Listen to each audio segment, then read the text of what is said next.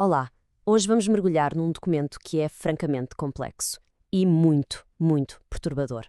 É um texto que funciona ao mesmo tempo como um apelo público, como uma teoria da conspiração e como um manifesto. Vamos a isso. Ora, o que é curioso é que o documento não arranca como um texto político. Nada disso. Começa com o que parece ser um apelo muito pessoal, quase desesperado, de uma mãe que pede ajuda para encontrar a sua filha desaparecida. Portanto, a autora constrói a narrativa toda à volta disto, um esforço urgente para salvar a sua filha. A alegação é clara: a menina foi raptada.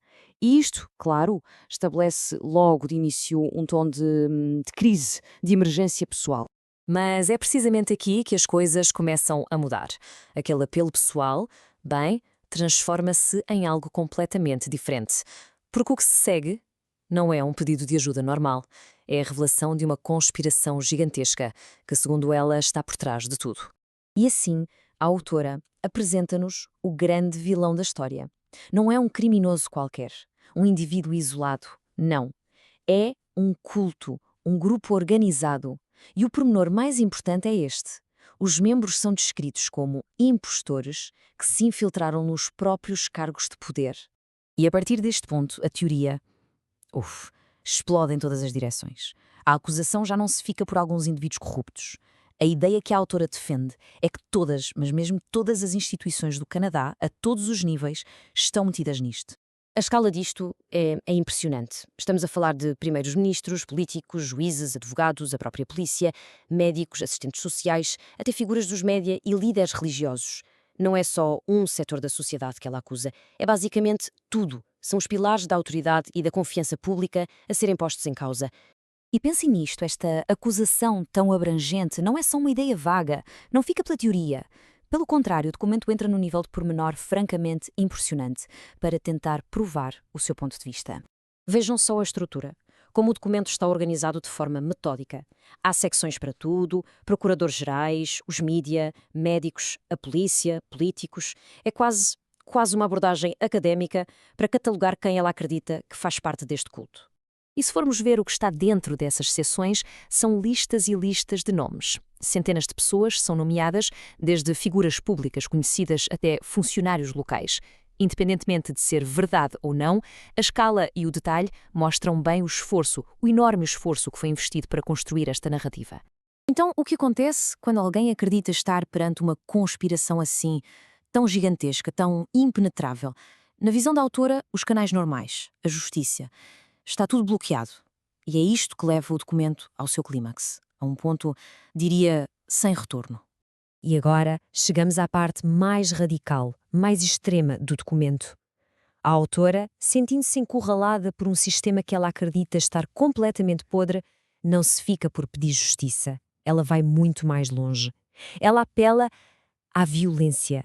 Reparem nisto. É um ponto de viragem claríssimo. Já não é um pedido de ajuda.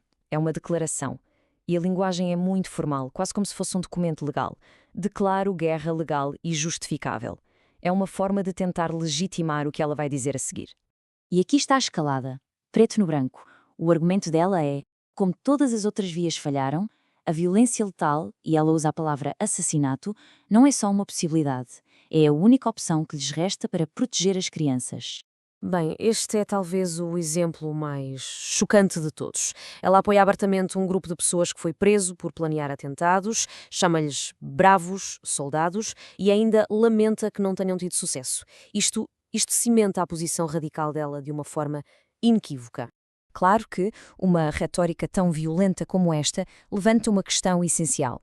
Que tipo de visão do mundo, que sistema de crenças é que leva a conclusões tão extremas como estas? Como é que um apelo para encontrar uma criança se transforma numa justificação para o assassinato? Bem, parece que a base de tudo isto é uma desconfiança total, absoluta, em todas as instituições. E não estamos a falar de um ceticismo saudável, não. É a convicção profunda de que todo o sistema está, sem remédio, corrompido e que é, na sua essência, malévolo.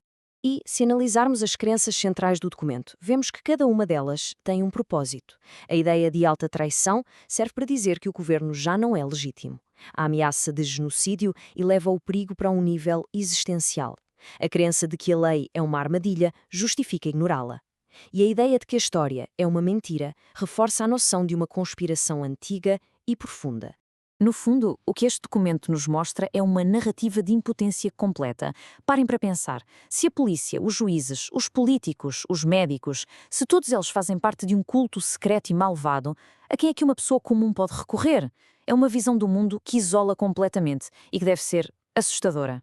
Portanto, quando olhamos para a estrutura toda, o apelo inicial, a justificação da violência, a ideologia que está por trás, fica claro que este texto é muito mais do que aquilo que parecia no início.